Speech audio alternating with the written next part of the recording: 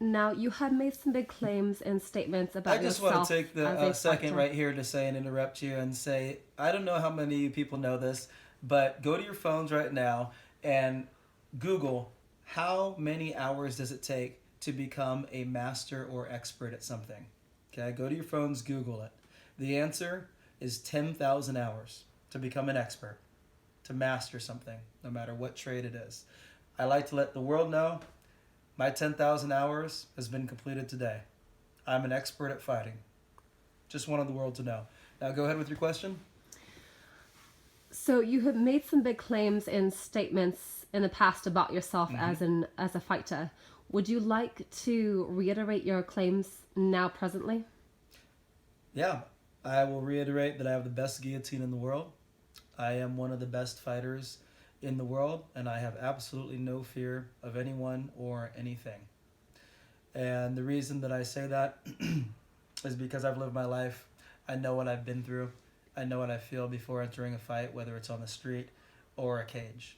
And my last six opponents, 398 seconds between six opponents. Now break that down mathematically.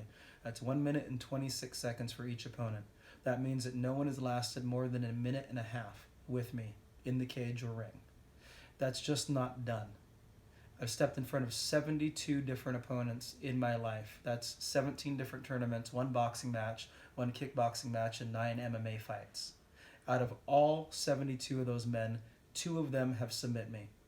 In all those fights, I have never been rocked, knocked down. I've never been cut, concussed, bruised. I've never walked out with any injury out of any fight. Two out of 72 people. I ended every single one of my MMA fights. I knocked out my opponent in the boxing match in the first round.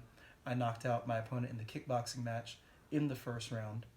And almost every single opponent in all those grappling tournaments, I've submit. So I make some big claims. I back them up.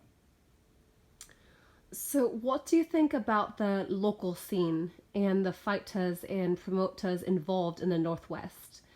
People like Shell Sonnen, Kevin Keeney, Heather Standing, etc. I love the Pacific Northwest, and I think this is a great scene. I think we got some of the most talented, not only fighters but promoters, coaches, people in the grappling scene. I love being a part of it. I love what Chael Sonnen's done and doing.